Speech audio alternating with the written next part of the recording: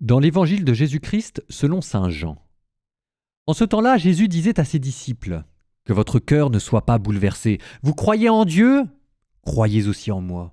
Dans la maison de mon Père, il y a de nombreuses demeures. Sinon, vous aurais-je dit : je pars vous préparer une place ?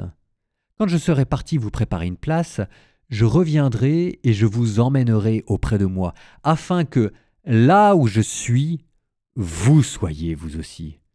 Pour aller où je vais, vous savez le chemin. » Thomas lui dit : « Seigneur, nous ne savons pas où tu vas. Comment pourrions-nous savoir le chemin ?»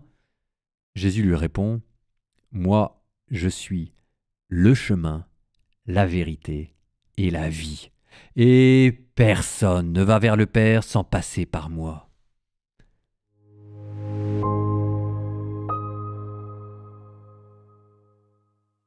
C'est quand même extraordinaire, parce que la question quand même la plus compliquée que l'humanité puisse se poser, c'est comment aller au ciel ?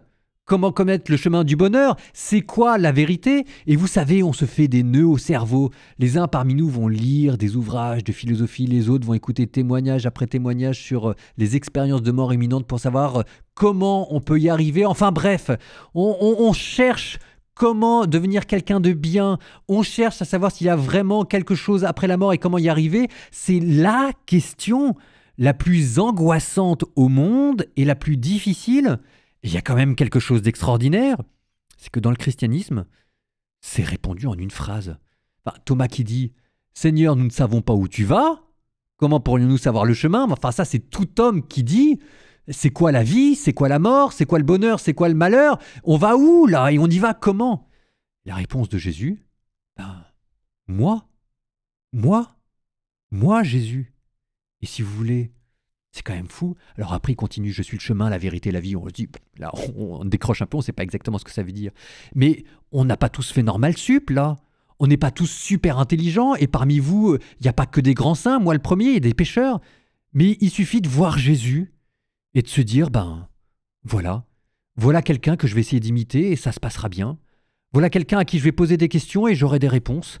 Voilà quelqu'un que je vais pouvoir admirer et je ne serai jamais déçu. Voilà quelqu'un auprès de qui je vais pouvoir me recommander et la porte du ciel s'ouvrira. Il suffit d'un visage, il suffit d'un nom, Jésus, pour que la question la plus angoissante de toute l'humanité, sur laquelle des milliers d'individus plus sains et plus intelligents que nous se sont cassés les dents, de Aristote à Platon, Jésus, un mot, tout est dit, et il n'y a plus qu'à l'imiter. Enfin non, quand même, moi je m'en remets toujours pas. Et je suppose que quand Jésus a répondu à Thomas, il y avait ce petit sourire, mais cette fois-ci, vous savez, pas de moquerie, pas d'ironie, mais de connivence. La satisfaction de Dieu qui a accompli son œuvre et qui l'a bien accompli, qui vous dit, moi, suis-moi. Merci Seigneur.